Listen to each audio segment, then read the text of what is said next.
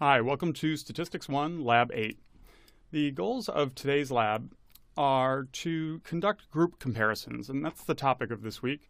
We'll start with dependent t-tests, then we'll do independent t-tests, and then we'll do a one-way analysis of variance.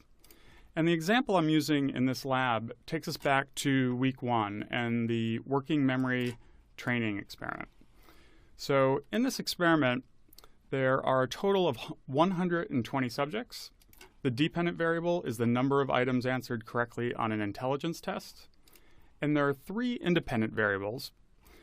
One is just the pre- and post-training manipulation, so just time, and that's manipulated within subjects. So each subject completes the intelligence test before training and after training. The other independent variables are manipulated between groups. So some subjects are randomly assigned to a training condition and others are randomly assigned to control. The number of subjects in the training conditions is 80 and the number of subjects in the control is 40. And then there are 4 different levels of training, and this is to be consistent with the original experiment that we talked about in the first week in lecture, where they had subjects randomly assigned to one of 4 conditions within training, and that was by how many training sessions they completed. So some completed 8 sessions, some completed 12, others completed 17, and then finally a 4th group completed 19. And for each of those, within each group, there's 20 subjects. So again, I've commented out this first bit, but make sure you have the right working directory and install some packages. You might need to install some new packages here. I have some extra ones. I've already installed them, so I'm going to go ahead and load them and then read the data into a data frame called WM for working memory. And then I'll do edit so we can look at it. Okay, so we read it in fine, and here is what the data look like. Notice that there's a condition variable that tells me if they're in the 8 sessions of training, 12, 17, or 19 or control. And then there's another variable over here called train. That's just, are they in the training condition or in a control condition? Then we have their pre-score, their post-score, and their gain. That's just the difference between pre and post. It's post minus pre, or how much did they gain in the intelligence test. So for example, the first subject here gained just 1 point. Okay, so we can look at summary statistics by all the groups, and there are 5 different groups. So if I execute that little bit of code, we get summary statistics for 5 different groups. The first one is the control, and let's just look at the gain. There's only a gain of about 2 points. If people trained for 8 sessions, there's not much of a gain, but then you'll see the gain starts to go up. And by 19 sessions is a little stronger. But is that a significant gain? Well, we'll test that with t-tests and with ANOVA. Okay, so the first thing I'm going to do, and I'm doing this just because I want to illustrate independent t's, dependent t's, and ANOVA all with this data set. The most appropriate thing to do, technically speaking, would be to do a mixed factorial ANOVA, but we haven't covered that topic yet. So I'm just going to do some dependent t-tests and then some independent t-tests and then the ANOVA. So what I'm going to do is create 2 subsets, and we'll look at the control subjects and the training subjects separately. Again, this isn't how you would typically approach these data, but I'm doing this just to illustrate the topics for this week. So I'm just going to create 2 subsets of data, one for the control group and another for the training groups. And that seemed to run just fine. Then I'm going to save some summary statistics from those subsets into tables so I can illustrate how to calculate effect size. There are built-in functions you'll see for effect size, but I want to show you how to do them by hand so you have a good understanding of where the effect size estimates are coming from. So here we have summary statistics just by the control subjects and by the training subjects. So there were 40 controls, and then remember 80 total in training, 20 in each of the 4 conditions. Okay, so now let's do the dependent t-tests. First, I'm going to compare pre and post scores in the control group. So looking back at the summary statistics, there was a little bit of a gain, and that was actually observed in the original working memory training experiment, and that's observed in lots of working memory training experiments because there's sometimes just practice effects on some of these intelligence tests. So we might see a gain from pre to post even in the control group. So let's test that with an independent t-test and the function t-test. And the argument paired equals true just tells it that this is a paired t-test or dependent. So let me execute that little bit of code. And what we get is a t-value of 9 with 39 degrees of freedom. That's because there were 40 subjects in the control condition, so it's just 40 minus 1. Very low p-value, right? So even though the mean of the difference, so the gain was only about 2 points, it's a significant difference because just about everybody gained about 2 points. There's very little variance in that gain score. So it's a reliable and statistically significant gain of 2 points, probably just a practice effect since these are control subjects, right? So now let's look at the gain score in the training groups, just all of them combined. Now we have a higher t-value, right, about 14.5. Now we have 79 degrees of freedom because there were 80 total in the training conditions. That's a very low p-value. And they're gaining about 3.5 points. And again, that's statistically significant. Now let's look at the effect sizes, right? So there are different sample sizes across those two different t-tests. So that's a problem if we want to compare just the t-values, right? Because the t-value, the p-value, the standard error, they're biased by n, right? So let's just look at Cohen's d, which is just the mean of the different scores over the standard deviation of the different scores. And we'll do that for the control group and then for the training group. So if I want to get the mean of the different scores, well, that's just the mean of the gain variable for the control subjects. So that's in that table we saved up here, wm.c.out. It's in row 4, column 3. That's where the mean is. And the standard deviation for gain is in row 4, column 4. So I could calculate it that way, or I could just use the built-in Cohen's d function with method equals paired, because this is a dependent t. So let me run all that. And if we do it the longhand way, by accessing values in the tables we saved, we get 1.42. And voila, look at that. We get 1.42 with the Cohen's d function that's built in R. So we did it right, and it looks like a pretty sizable effect. That's a pretty strong practice effect. Let's see what it looks like in the training group. So do the same exact thing, but for the training group. And we have 1.62. So it looks like a slightly larger effect for the people in the training. So is this working memory training effect real? Is 1.6 significantly greater than 1.4? Well, we would have to do a mixed factorial ANOVA and look for significance in the interaction.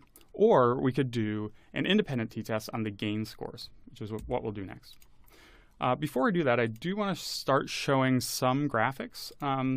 For the sake of time, I'm not going to walk you through all of this code because it does get a little complex because we like to use the ggplot2 package and this function ggplot for graphics because it's just so much nicer than the bare bones graphics.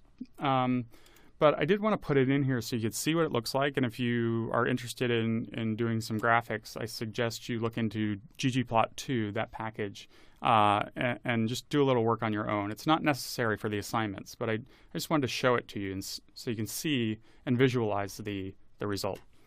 So let's look at it. So what I've plotted here on the x-axis are the different conditions. So the control group, the 8-session, 12-session, 17-session, and 19-session groups. And these red box plots, these are the pre-test distributions. And you can see we made up these data. So you would never see them like that perfectly equivalent across the different conditions. But there's random assignment to conditions, so it should look something like that, right? And then there's a little bit of a practice effect in the control and not much of a training effect if you only do 8 sessions. But then see what happens is the post-tests start to go up as you engage in more training sessions, suggesting that maybe the working memory training effect is real. And that replicates that original study we talked about in week 1. Okay, so let's do an independent t-test now where we compare the gain scores in the control group and the training group. So now I'm going to use the t-test function again, but I'm going to put in my dependent variable, tilde, and my independent variable, and I'm going to assume homogeneity of variance holds. We'll test that later when we do the analysis of variance. But if I want to make that assumption, I have to put in var.equal equals true. So let's run that t-test.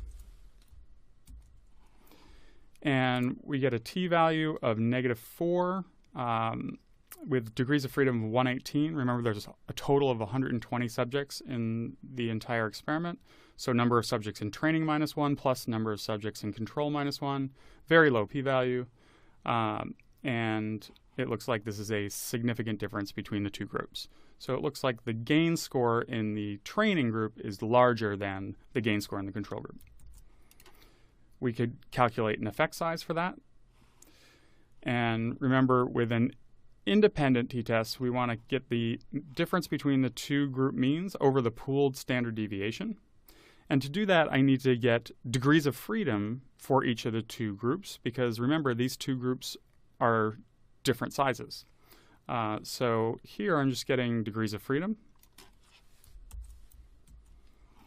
So I'm accessing values in those tables we saved. I'm just getting the n, or sample size, in control, which was 40 minus 1. It gives us 39 degrees of freedom.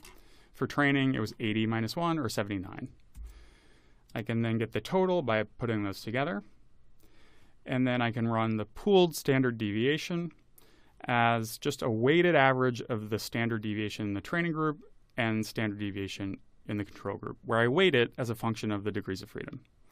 Then I can calculate the Cohen's d using the difference between the two means over the pooled standard deviation, or we wouldn't want to go through that whole writing all that code all the time, so we can just use the Cohen's d function. Let's see if we got it right. And we did. There's a little bit of rounding error, but 0.79 in our calculation, 0.78 in the Cohen's d. So it looks like a pretty sizable training effect. Again, I made up these data. The actual training effect in the original experiment we talked about was not that large. It was about 0.5 if I recall correctly. Okay, and again, we could visualize that in a plot. And here's what it looks like. Now I'm just plotting the gain score, and this is the control group. This is the 8 sessions. So they didn't really improve much, but then as you go to 12 sessions, 17 sessions, 19 sessions, the gain is increasing as a function of the number of training sessions. Again, that replicates that original study we talked about in week 1. Okay, so the last part of this lab is to do an analysis of variance, and we're going to do more of these next week. This one is just called a one-way between groups analysis of variance. So there are different subjects in each of the training conditions. So I'm going to look across those 4 different training conditions. Is there a significant difference in those gain scores? Remember, one of the assumptions of analysis of variance is homogeneity of variance across groups. And you can test that using the Levene test, where you put in your dependent variable, comma, note, it's comma, not tilde, followed by the independent variable. And there are actually 2 different ways of calculating homogeneity of variance. The way I describe it typically is you calculate deviation scores by comparing each score to its group mean, but you could also do it by comparing each individual score to the group median, which is the default in R. You'll see it doesn't matter in this case, so let me run both of them. The F value is 1.1 in the first case and 1.3 in the second. Neither is significant, which means there's not a significant difference in the variance across groups, meaning we do have homogeneity of variance, which means it's fine to get a pooled estimate of error variance. So we're fine to go ahead and do that between groups ANOVA. But it's good to check that assumption by doing Levene's test first. Okay, so we can do a one-way ANOVA just using the AOV function. And here you want to put in your dependent variable, tilde, then your independent variable. Save it into a model so that you can then do the summary function around that model and get all the details. And what you get are degrees of freedom, sums of squares, mean squares, F, and a p-value. And that's standard for an ANOVA summary table. You're going to see a lot of these in the upcoming week. So degrees of freedom is always the number of data points that went into that variance term minus 1. So to get between groups variance, there's 4 groups. That's 4 group means. So 4 minus 1 is 3. To get the error variance, or variance within the groups, it's the number of people within a group minus 1 times the number of groups. So it's 19 times 4 is 76. If you add them together, that's 79. So total number of subjects in the training conditions was 80, and that's 80 minus 1 is 79. So that adds up. Mean squares is just sums of squares divided by degrees of freedom, and F is just mean squares for the effect over mean squares error or residual. And it's a really big F value, really low P value. This is a significant effect. Okay, we could save the results of that into a table and then do a so-called hand calculation of eta squared, or we could use the function eta squared. Doing it the longhand way by accessing values in the table, I got 0.58. If I use the eta squared function, I got 0.58. So that works out. That's the proportion of variance in the gain score accounted for by our treatment. So 58% of the variance explained by the training manipulation. That's pretty large. And again, I made up the data. It's unusual to see a eta squared that large, especially in working memory training. Okay, last piece of this is to do the post hoc tests, and I'm just going to do Tukey's test with this Tukey HSD function around the model that we saved. And this will do all the pairwise comparisons, adjusting the p-value to account for the possible inflation in type 1 error due to multiple comparisons. So you see it gives us every pairwise comparison. So the 8 sessions group versus the 12 sessions group, 8 versus 17, 8 versus 19, and so on. And as I said, there's a P adjusted. It adjusts for the fact that we're doing multiple comparisons all on the same data. So if we do that, we run the risk of inflating the probability of committing a type 1 error. So that's the beauty of this Tukey procedure, is it adjusts the p-value so that we don't run the risk of inflating that type 1 error rate. But even with that adjustment, you see all of these are below 0.05. So all of the pairwise comparisons are significant according to this procedure. Okay, and I think that is the end of that script. Yes, indeed it is. Okay, so that's all you'll need to do the next assignment. And next week, we'll talk some more about analysis of variance.